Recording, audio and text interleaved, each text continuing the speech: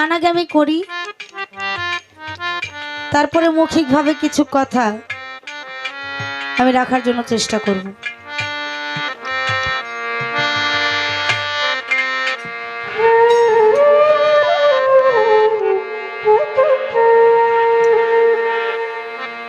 ওরে আমি তোমার রূপে আমি রূপ মিশায়া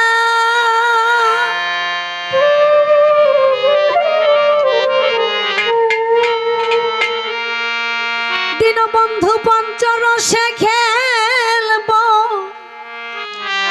খেলা।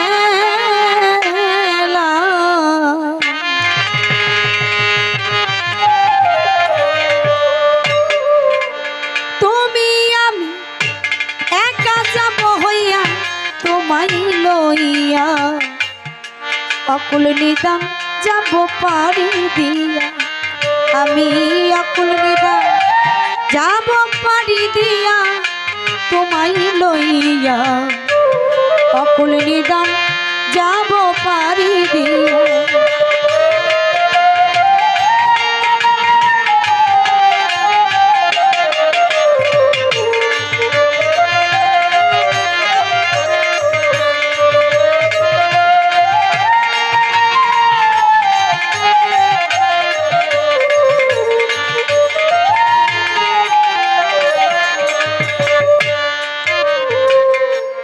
শত পাপ মোরে করে ক্ষমা জানাইও নামের মহিমা। তোমার তরি নাও না পার করিয়া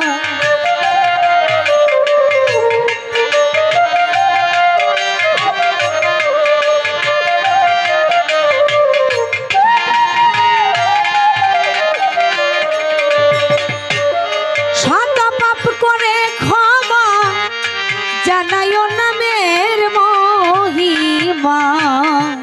তব তরি নাও না পার করিয়া তোমায় লইয়া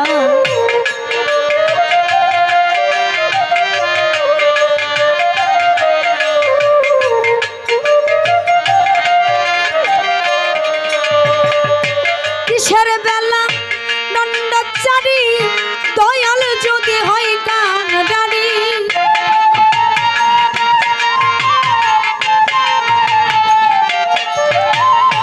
কিসের বেলা দণ্ডচারী মুর্শিদ যদি হয় পান পারি করে যাবে হেলিয়া দুলিয়া গো আমার তরে যাবে হেলিয়া দুলিয়া তোমায় লইয়া অকুল নিদান যাব পারি দিয়া।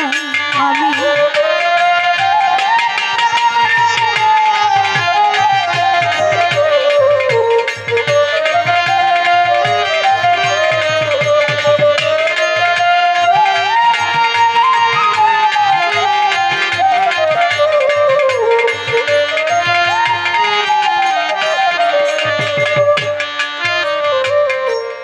দীনবন্ধু শত পাপের মোশন হচ্ছে। একটা ভক্ত আসতে যেদিন একটা ব্যক্তি দয়ালের হাতে হাত রাখে তখন বাবা তার পূর্ণ জন্ম না না কথা মিথ্যা, সমস্ত পাপ দয়াল তার কাঁধে তুলে নেয়। তারপরেও একটা ব্যক্তি কেন গুরুর সেবা করবে, গুরুর ভজন করবে? কারণ কি? কারণ যার পূর্ণ জন্ম নদীন যদি নৌকাটা নতুন হয় এটার আবার গাব তেল দেওয়ার কারণ কি? আর কথাগুলা একটু লক্ষ্য করে শুনবেন, কারণ বাউল গানের পেঁচ তো ওই একবার ডাইনে যায় আবার বামে যায়। যেই নৌকাটা নতুন হয়ে জন্ম নেয় সেখানে আবার তালি জোড়া দেয় কারণ কি? এখানে কিসের কমতি আছে? এর জন্য বলেছে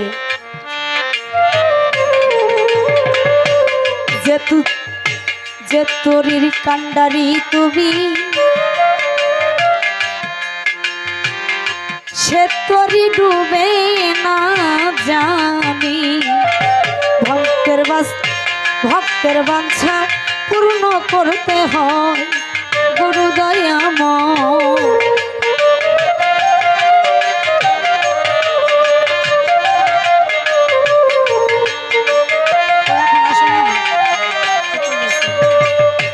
যে তরির কান্ডারি তুমি সে তরি ডুবে না জানি ভক্তের বাঞ্ছা পূর্ণ করতে হয়।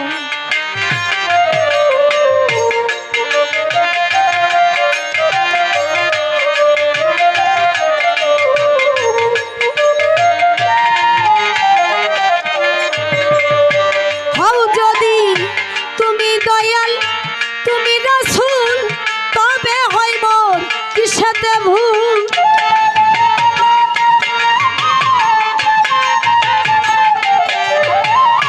তুমি দয়াল তুমি রাসূল তবে হয় মোর কিসেতে ভুল।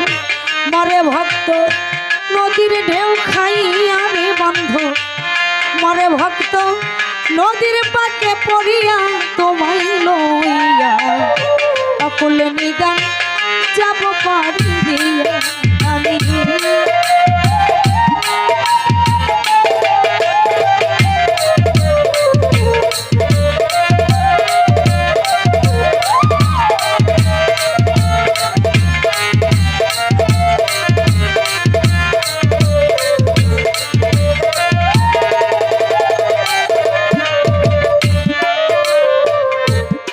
আজ মীরা কই বিনয় করে চরণে ঠাই দাও আমারে, রাইখো নাই আর দূরেতে সরাইয়া।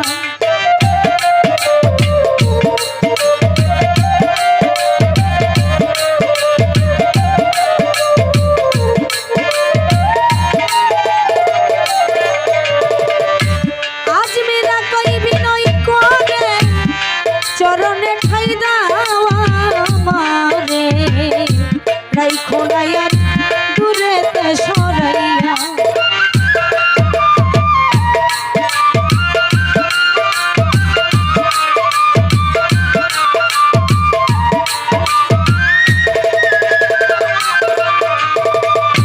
ওরে আমার সেই ভরসা দয়াল তুমি,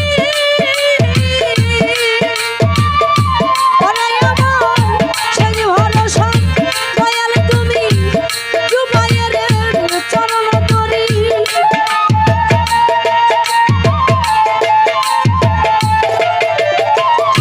সেই ভরসা দয়াল তুমি, জুবাইরের চরণ ধরি। ধরিতে যায় ঠাই দিও না বান্ধব, ধরিতে যে ঠাই দাও কৃপা করিয়া তোমায় লইয়া অকুল নিদান যাব পারি দিয়া।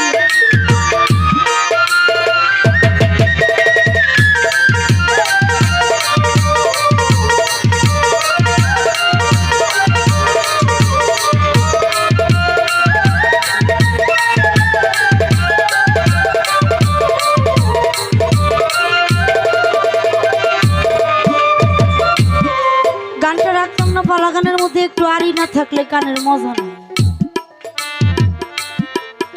এর জন্য একটু আড়ি রাখলাম। মুখে মুখে তো সবাই দাবি করি যে আমরা ভক্ত হয়ে গেছি, কিন্তু মূলের ঘরে যেটা বাস্তবে হই নাই ওইটা অভিনয় করাটা বড় খুব কঠিন। এটাই বাস্তব, এটাই সত্য যে দয়াল সবকিছু আপনারা দিয়ে দিছি। কালকে সকালে দয়ালে যদি কয় তাহলে সবকিছু যখন আমার দিছো তাহলে 5 লাখ টাকা দে, তাইলেই কালকে সকালে দয়াল লোভী হয়ে গেছে। আনস্কেল তাইলে দয়াল কালকে সকালেই লোভী হয়ে গেছে, অথচ কালকে রাত্রে কিন্তু নিজের মুখে স্বীকার করছি সবকিছু দিয়ে দিছি। আর এখন বর্তমান আমার দীনবন্ধু দয়াল চানেরাও কিছু কিছু ব্যক্তিকে খেলাপথ দিয়ে পড়ে বিপদে। কথার সময় ছোট বাজেও শোনারা আজকে তোমার ঘরে কথা কমই, কারণ আমার কথা আমি বুঝতেছি না। একটু আমার কথার সময় একটু ছোট ছোট বাজাইও, এটা নিবেদন। কিছু কিছু ব্যক্তিকে গুরু বায়াত দিয়ে পরে বিপদে কেন একটু প্রভাবশালী ক্ষমতা দেখায়। বাবা, গুরুরা তো আর হাতে লাঠি নিতে জানে না, জানে? ওরা তা পারে না।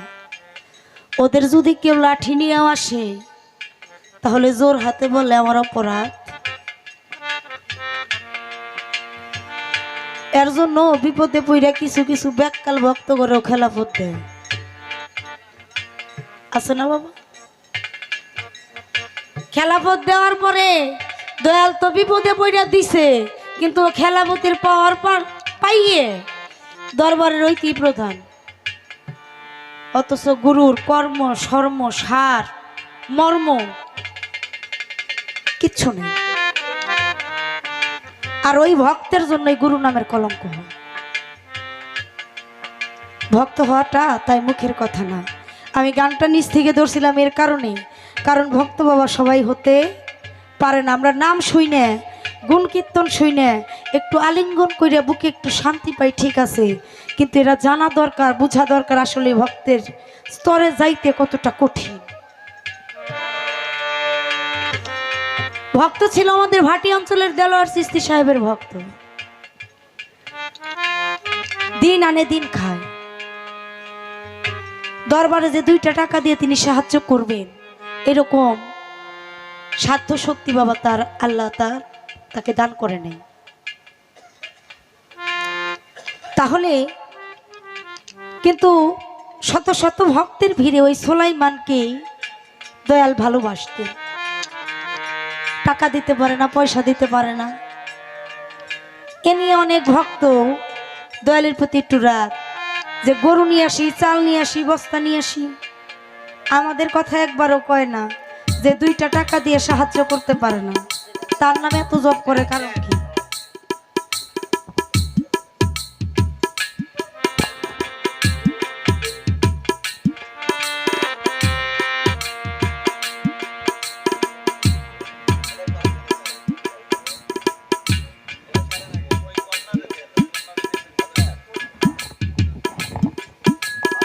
কথা বলতেছি তো।